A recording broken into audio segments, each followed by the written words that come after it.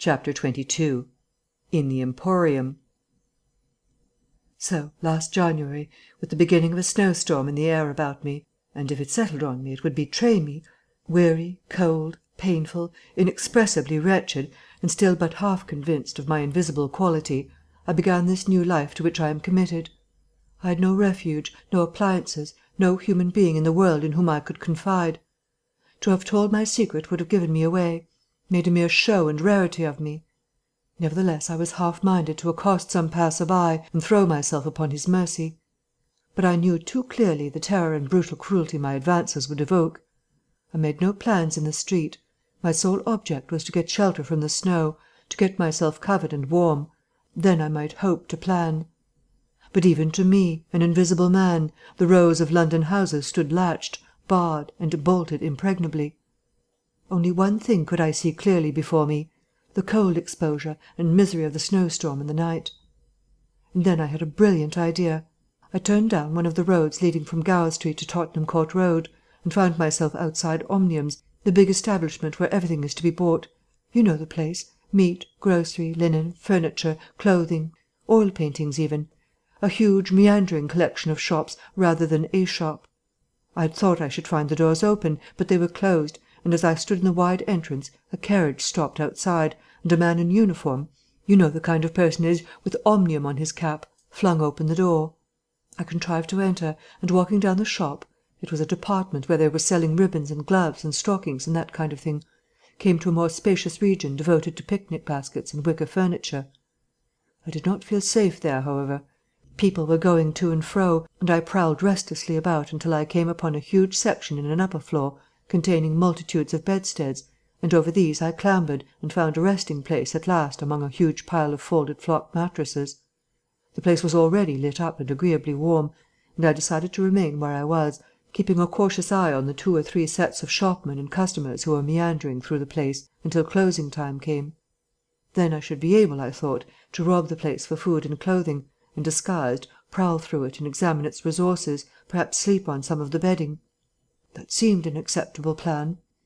My idea was to procure clothing to make myself a muffled but acceptable figure, to get money, and then to recover my books and parcels where they awaited me, take a lodging somewhere, and elaborate plans for the complete realization of the advantages my invisibility gave me, as I still imagined, over my fellow men. Closing time arrived quickly enough. It could not have been more than an hour after I took up my position on the mattresses before I noticed the blinds of the windows being drawn, and customers being marched doorward. And then a number of brisk young men began with remarkable alacrity to tidy up the goods that remained disturbed. I left my lair as the crowds diminished, and prowled cautiously out into the less desolate parts of the shop.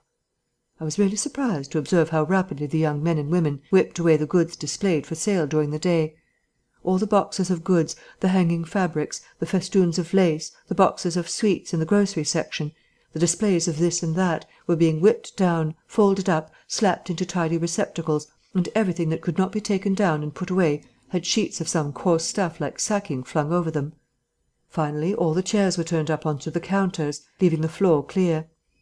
Directly each of these young people had done, he or she made promptly for the door with such an expression of animation as I have rarely observed in a shop assistant before. Then came a lot of youngsters, scattering straw dust and carrying pails and brooms. I had to dodge to get out of the way, and as it was, my ankle got stung with the sawdust. For some time, wandering through the swathed and darkened departments, I could hear the brooms at work, and at last, a good hour or more after the shop had been closed, came a noise of locking doors. Silence came upon the place, and I found myself wandering through the vast and intricate shops, galleries, show-rooms of the place, alone. It was very still. In one place I remember passing near one of the Tottenham Court Road entrances and listening to the tapping of boot-heels of the passers-by.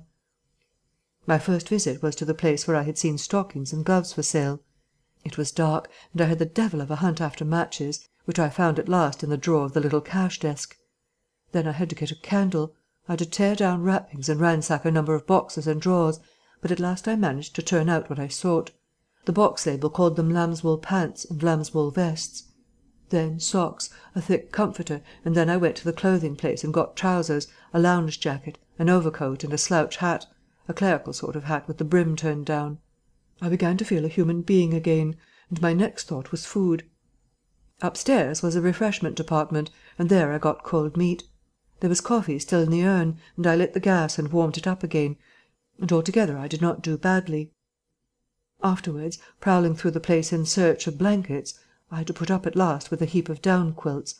I came upon a grocery section with a lot of chocolate and candied fruits, more than was good for me, indeed, and some white burgundy.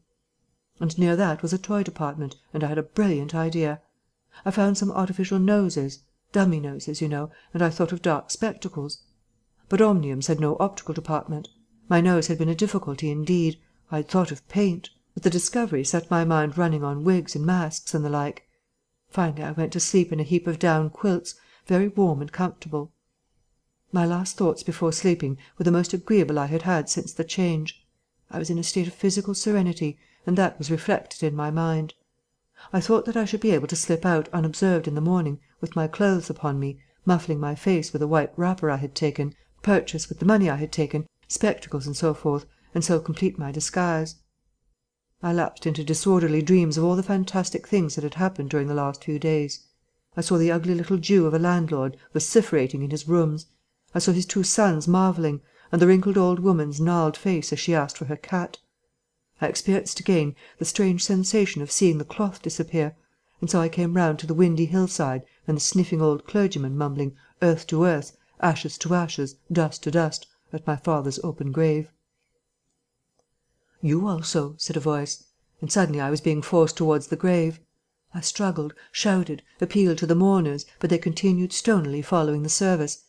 The old clergyman, too, never faltered, droning and sniffing through the ritual. I realized I was invisible and inaudible, that overwhelming forces had their grip on me. I struggled in vain. I was forced over the brink. The coffin rang hollow as I fell upon it, and the gravel came flying after me in spadefuls.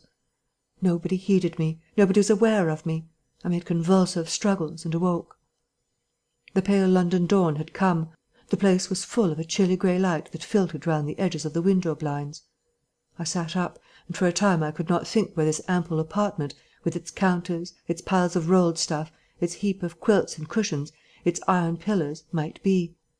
Then, as recollection came back to me, I heard voices in conversation. Then, far down the place, in the brighter light of some department which had already raised its blinds, I saw 2 men approaching. I scrambled to my feet, looking about me for some way of escape, and even as I did so the sound of my movement made them aware of me. I suppose they saw merely a figure moving quietly and quickly away. "Who's that?" cried one, and "Stop there!" shouted the other. I dashed around a corner and came full tilt, a faceless figure, mind you, on a lanky lad of 15.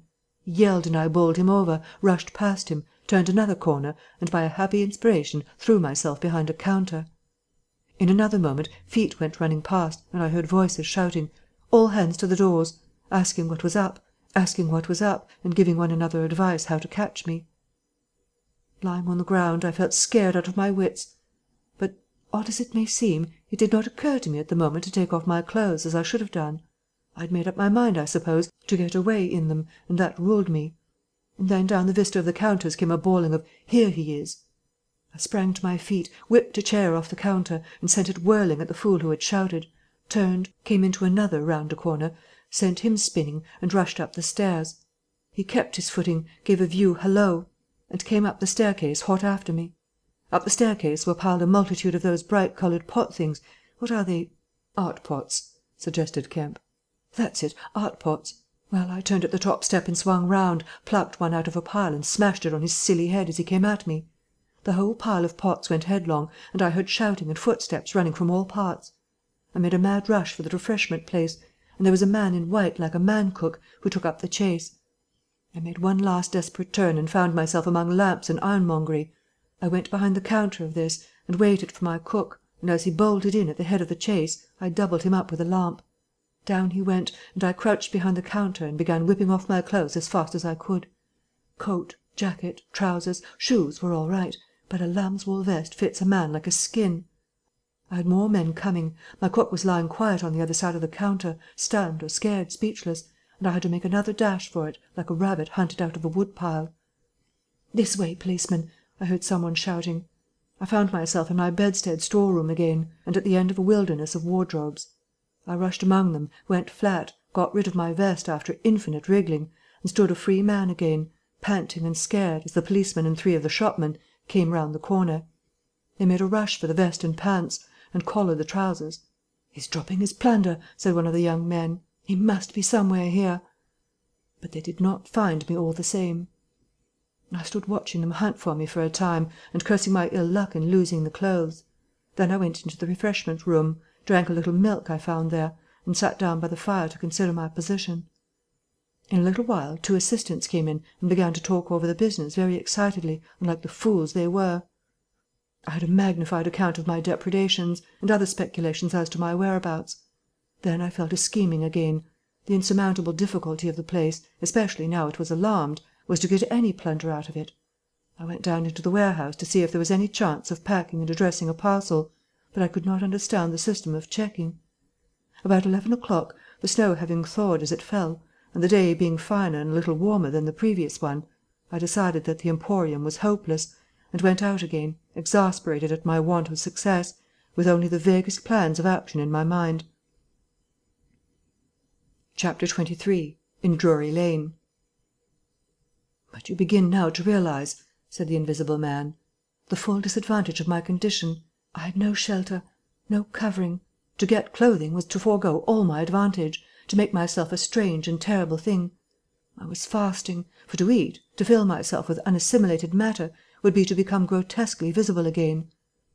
"I never thought of that," said Kemp. "Nor had I, and the snow had warned me of other dangers. I could not go abroad in snow. It would settle on me and expose me. Rain, too, would make me a watery outline, a glistening surface of a man, a bubble. And fog, I should be like a fainter bubble in a fog, a surface, a greasy glimmer of humanity. Moreover, as I went abroad, in the London air, I gathered dirt about my ankles, floating smuts and dust upon my skin. I did not know how long it would be before I should become visible from that cause also, but I saw clearly it could not be for long. Not in London, at any rate. I went into the slums towards Great Portland Street, and found myself at the end of the street in which I had lodged. I did not go that way, because of the crowd half-way down it opposite to the still smoking ruins of the house I had fired. My most immediate problem was to get clothing. What to do with my face puzzled me.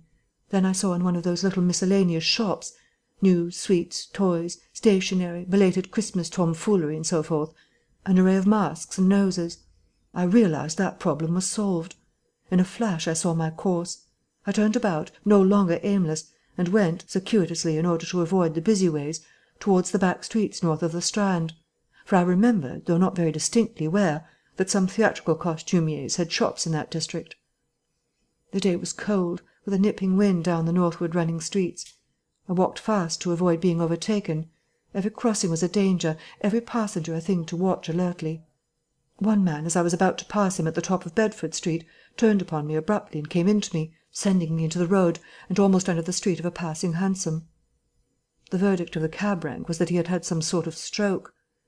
I was so unnerved by this encounter that I went into Covent Garden Market and sat down for some time in a quiet corner by a stall of violets, panting and trembling.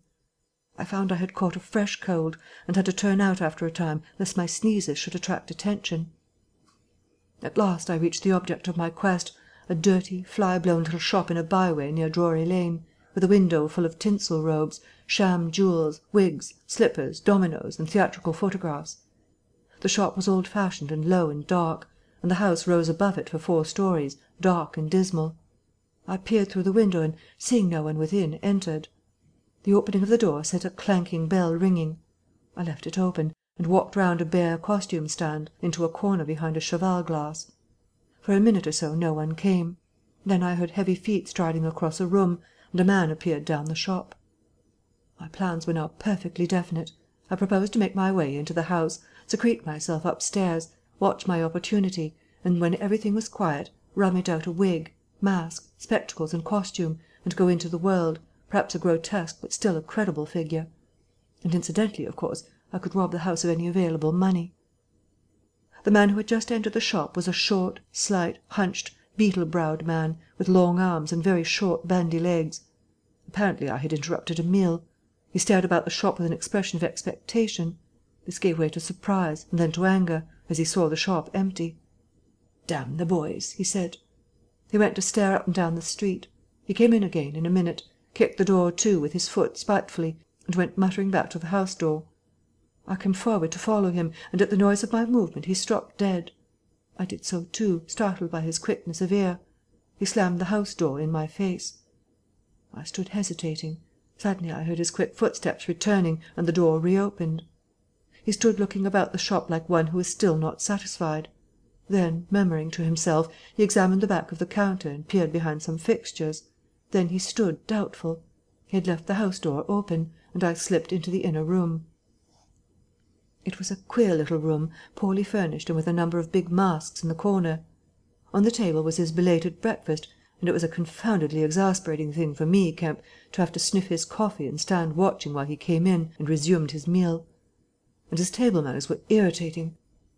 3 doors opened into the little room, one going upstairs and one down, but they were all shut. I could not get out of the room while he was there. I could scarcely move because of his alertness, and there was a draught down my back. Twice I strangled a sneeze just in time. The spectacular quality of my sensations was curious and novel, but for all that I was heartily tired and angry long before he had done his eating. But at last he made an end, and putting his beggarly crockery on the black tin tray upon which he had had his teapot, and gathering all the crumbs up on the mustard-stained cloth, he took the whole lot of things after him. His burden prevented his shutting the door behind him, as he would have done. I never saw such a man for shutting doors, and I followed him into a very dirty underground kitchen and scullery. I had the pleasure of seeing him begin to wash up, and then, finding no good in keeping down there, and the brick floor being cold on my feet, I returned upstairs and sat in his chair by the fire. It was burning low, and scarcely thinking, I put on a little coal. The noise of this brought him up at once, and he stood aglare. He peered about the room and was within an ace of touching me. Even after that examination he scarcely seemed satisfied. He stopped in the doorway and took a final inspection before he went down. I waited in the little parlour for an age, and at last he came up and opened the upstairs door. I just managed to get by him. On the staircase he stopped suddenly, so that I very nearly blundered into him. He stood looking back right into my face and listening. "I could have sworn," he said. His long hairy hand pulled at his lower lip. His eye went up and down the staircase. Then he grunted and went on up again.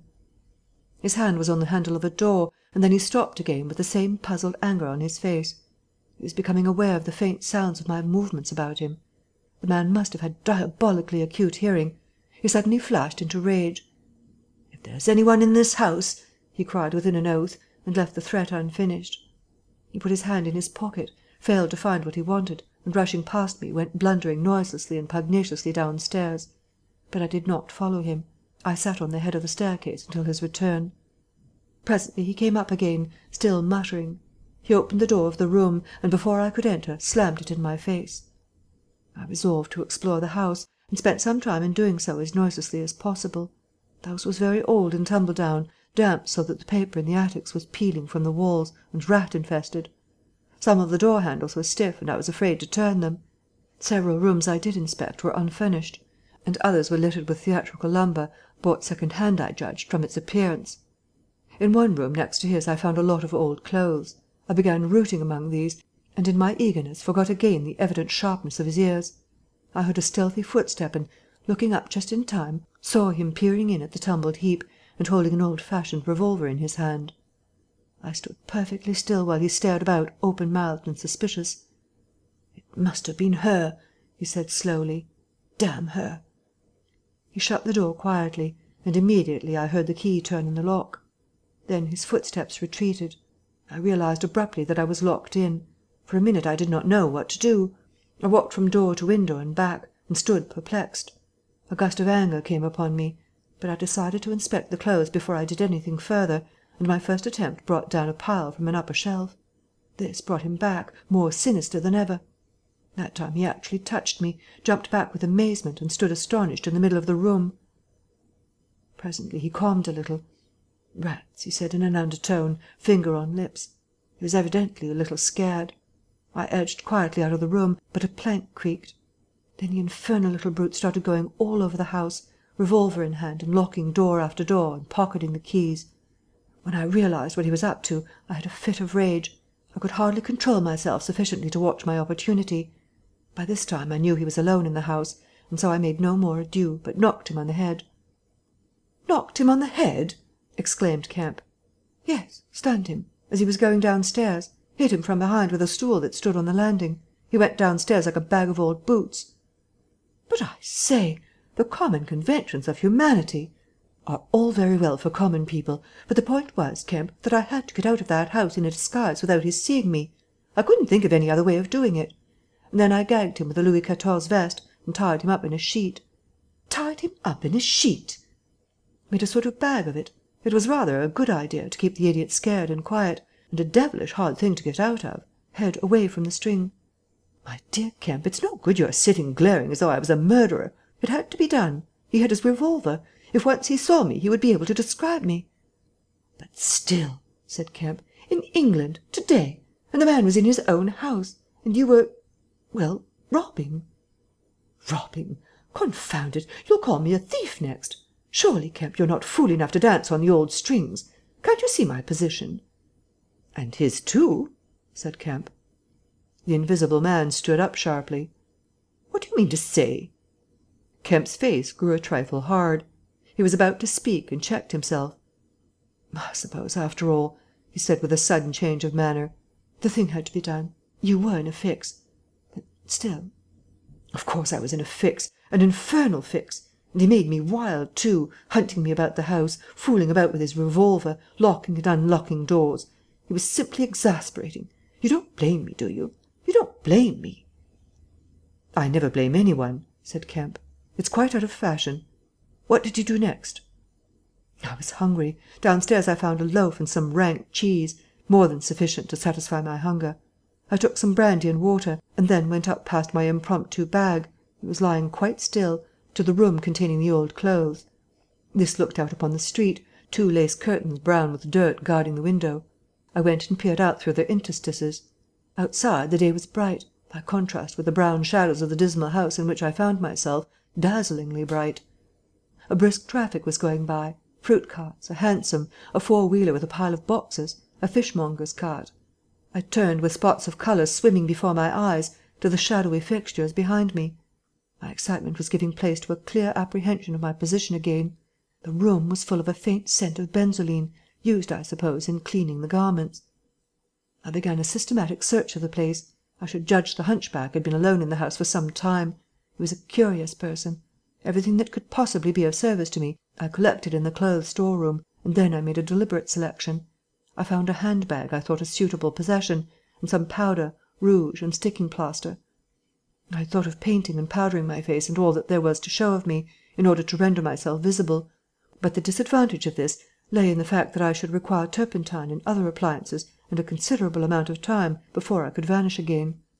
Finally I chose a mask of the better type, slightly grotesque but not more so than many human beings, dark glasses, greyish whiskers, and a wig. I could find no underclothing, but that I could buy subsequently, and for the time I swathed myself in calico dominoes and some white cashmere scarves. I could find no socks, but the hunchback's boots were rather a loose fit and sufficed. In a desk in the shop were 3 sovereigns and about 30 shillings worth of silver, and in a locked cupboard I burst in the inner room were 8 pounds in gold.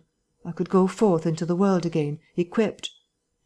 Then came a curious hesitation. Was my appearance really credible? I tried myself with a little bedroom looking-glass, inspecting myself from every point of view to discover any forgotten chink, but it all seemed sound. I was grotesque to the theatrical pitch, a stage miser, but it was certainly not a physical impossibility. Gathering confidence, I took my looking-glass down into the shop, pulled down the shop blinds, and surveyed myself from every point of view with the help of the cheval glass in the corner. I spent some minutes screwing up my courage, and then unlocked the shop door and marched out into the street, leaving the little man to get out of his sheet again when he liked. In 5 minutes a dozen turnings intervened between me and the costumer's shop. No one appeared to notice me very pointedly. My last difficulty seemed overcome. He stopped again. "And you troubled no more about the hunchback?" said Kemp. "No," said the Invisible Man. "Nor have I heard what became of him. I suppose he untied himself or kicked himself out. The knots were pretty tight." He became silent and went to the window and stared out. "What happened when you went out into the Strand?" "Oh, disillusionment again. I thought my troubles were over. Practically I thought I had impunity to do whatever I chose, everything, save to give away my secret. So I thought. Whatever I did, whatever the consequences might be, was nothing to me. I had merely to fling aside my garments and vanish. No person could hold me. I could take my money where I found it. I decided to treat myself to a sumptuous feast, and then put up at a good hotel, and accumulate a new outfit of property. I felt amazingly confident. It's not particularly pleasant recalling that I was an ass. I went into a place and was already ordering lunch, when it occurred to me that I could not eat unless I exposed my invisible face. I finished ordering the lunch, told the man I should be back in 10 minutes, and went out exasperated. I don't know if you have ever been disappointed in your appetite." "Not quite so badly," said Kemp, "but I can imagine it." I could have smashed the silly devils. At last, faint with the desire for tasteful food, I went into another place and demanded a private room. "I am disfigured," I said, "badly." They looked at me curiously, but of course it was not their affair, and so at last I got my lunch.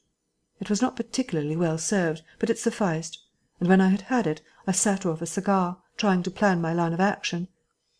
And outside a snowstorm was beginning. The more I thought it over, Kemp, the more I realized what a helpless absurdity an invisible man was, in a cold and dirty climate and a crowded civilized city. Before I made this mad experiment, I had dreamt of 1,000 advantages. That afternoon it seemed all disappointment. I went over the heads of the things a man reckons desirable. No doubt invisibility made it possible to get them, but it made it impossible to enjoy them when they are got. Ambition, what is the good of pride of place when you cannot appear there? What is the good of the love of woman when her name must needs be Delilah? I have no taste for politics, for the blackguardisms of fame, for philanthropy, for sport. What was I to do? And for this I had become a wrapped-up mystery, a swathed and bandaged caricature of a man.